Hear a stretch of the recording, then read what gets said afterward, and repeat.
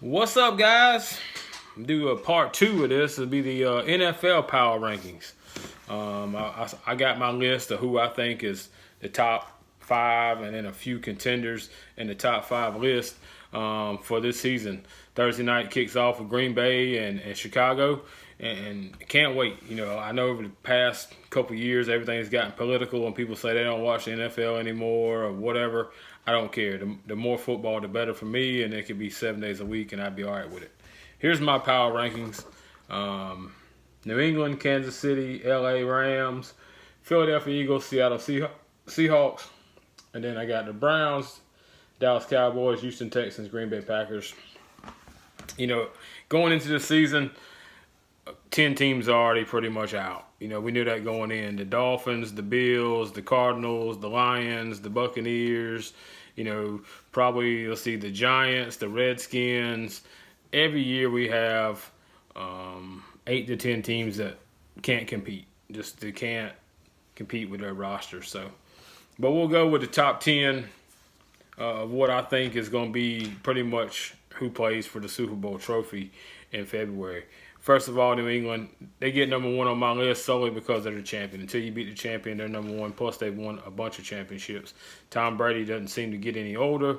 Got to replace Gronk. Got to replace some other guys. Still got Sonny Michel, who was a rookie last year. Got a decent running game.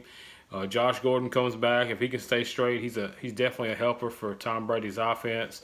And then Belichick will do what he does on the defensive side. So they might not win the Super Bowl, but they'll be in the conversation, late into January going forward. Secondly, Kansas City. They lost Kareem Hunt, but, in that offense, you can put anybody in there. They signed LaShawn McCoy, who will probably have a rebirth in that offense. The defense is suspect, but Mahomes shown he can just about outscore anybody. Dueling with Pittsburgh and dueling with the Patriots last year, he can put up 40 plus. If they can get a couple stops on defense and not make stupid penalties, Kansas City could definitely be in that mix as well. Number 3, the Rams. Jared Goff, Sean McVay. Hopefully for them, Todd Gurley's back, Cooper Kupp's back, Robert Woods. They got a bunch of players. The defense was okay. I guess you could say bend but don't break a lot of times. But they definitely got to shore up that defense. Offense is good. They should really compete hard for the NFC Championship. The Philadelphia Eagles, Carson Wentz is back. And I know they had some success with Nick Foles, but Carson Wentz had MVP numbers going in 2 years ago before he got hurt.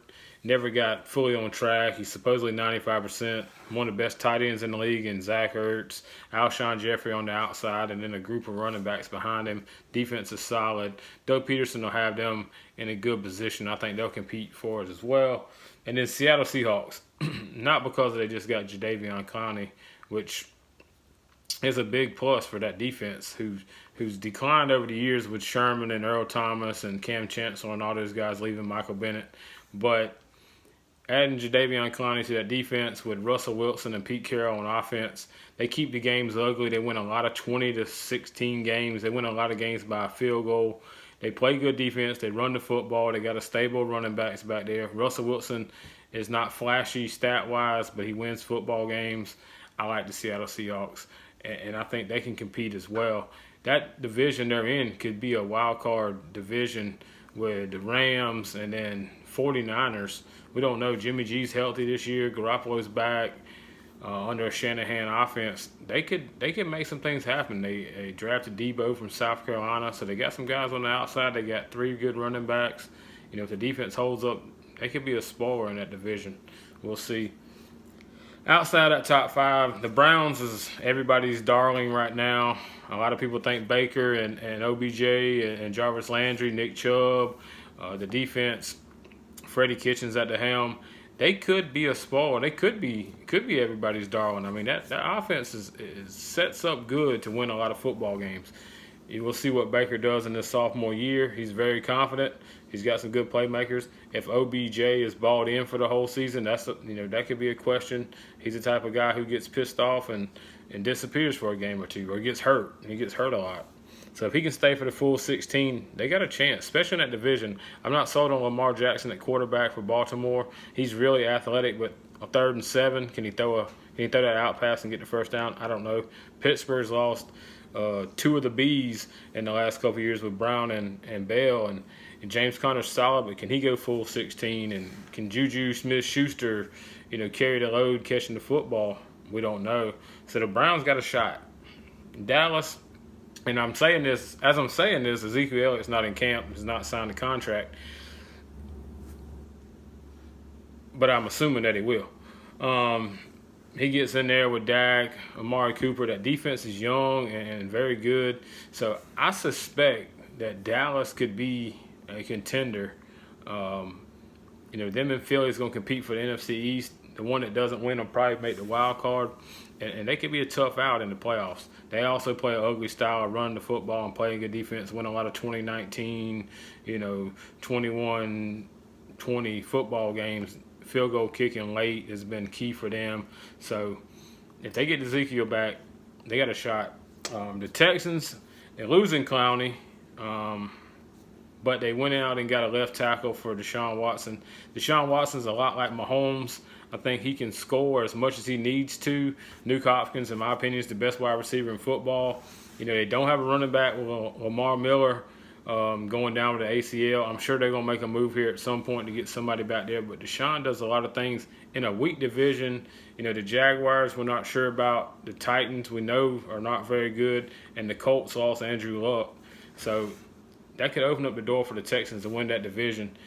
Defensively, they do need some help, especially with, like I said, losing an All-Pro. J.J. Watt should be healthy and back in the mix. So that team right there is a wild card type team that can win their division and be a tough out because they can score 35 to 40 every weekend. And the last one's Green Bay. Aaron Rodgers, one of the best in the league. Devontae Adams is good, but he doesn't have a lot of pieces around him. There's a lot of the defense is suspect, and the guys on that defense are getting older. They drafted defense, but you never know how that's going to work out. We see corners every year that get drafted in the top 10 who couldn't cover me. So, we'll see. Aaron Rodgers definitely gives his team a chance to win, and so we'll see what happens. It'll be able to tell a lot in this first game against the Bears because the Bears are probably the last team that will be right below them. I like Trubisky. I like what they do in the backfield. They got some athletic receivers, and of course they got Khalil Mack. And we've seen that even when Denver won the championship a few years back, they wasn't great offensively, but when you got a guy like Von Miller that creates trouble, just like Khalil Mack does, he can create a lot of things. That defense creates offense. So for me right now, New England, Kansas City, the Rams, the Eagles, and the Seahawks. That's my top 5 going into Thursday night and into Sunday. I'll be back next week with an updated list. I'm assuming it'll be similar to the same, but might be a surprise. Stay tuned.